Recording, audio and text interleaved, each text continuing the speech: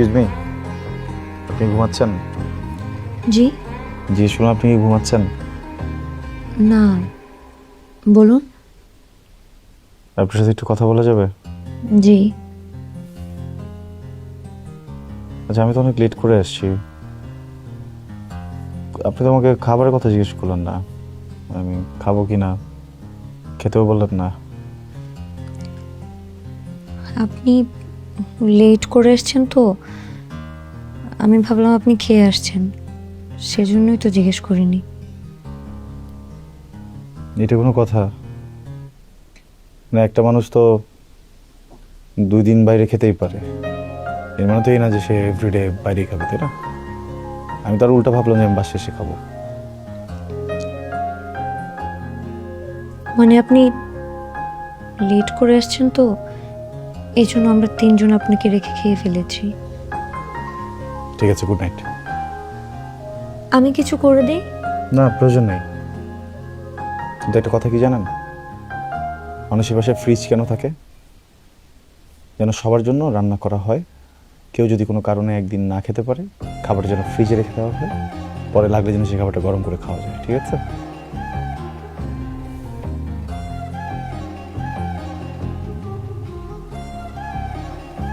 উঠতে হবে না, আমি খাবো না।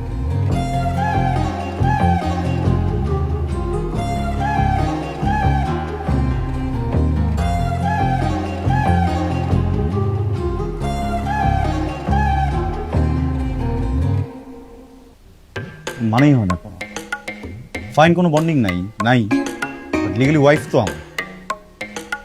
তো খাবার রাখলে কি হইতো?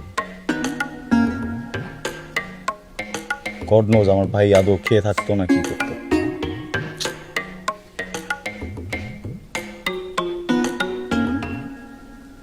আপনার ভাই বাসায় যেটা রান্না করা থাকলো সেই খাবারটাই খেত।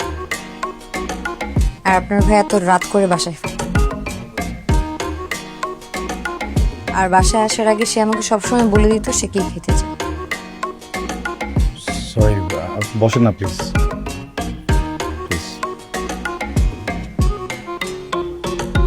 আসলে হতে লাগলে না আমার মাথাটা ঠিক থাকে না, মাথা গরম হয়ে যায়। সরি। It's okay. ক্ষুধা লাগলে মাঝে মাঝে আমারও মাথা ঠিক থাকে না, উল্টো পাল্টা হয়ে যায়। এটা কোনো ব্যাপার না। আপনি আজকে বাইরে থেকে খেয়ে আসেননি? খাবো কিভাবে? এমন ঝগড়া লাগছে, প্রচন্ড ঝগড়া হইতো। প্রমের সাথে? নাম মুখস্থ করে রাখছেন নাকি? আপনার মুখে অনেকবার শুনেছি।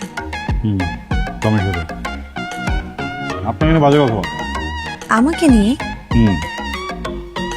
আমাকে নিয়ে বাজে কথা বলে এই জন্য আপনি ঝগড়া করেছেন? আর আপনাকে নিয়ে কেন বাজে কথা বলবে? মানে আপনাকে নিয়ে আপনার খারাপ লেগেছে? খারাপ খারাপ খারাপ লাগবে না? মানে দেখেন, আপনি তো আমার ফ্যামিলিরই মেম্বার। মা হোক, বাবা হোক, বা আপনি হোক, যে হোক না, ফ্যামিলির কাউকে নিয়ে কেউ কোনো বাজে কথা বললে তো আমার খারাপ লাগবেই, এটা স্বাভাবিক। কিন্তু আপনার তাই বলে আপনার গার্লফ্রেন্ডের সাথে ঝগড়া করাটা ঠিক হয়নি। ও শুধু শুধু সন্দেহ করে। সন্দেহ করাটা তো স্বাভাবিক না?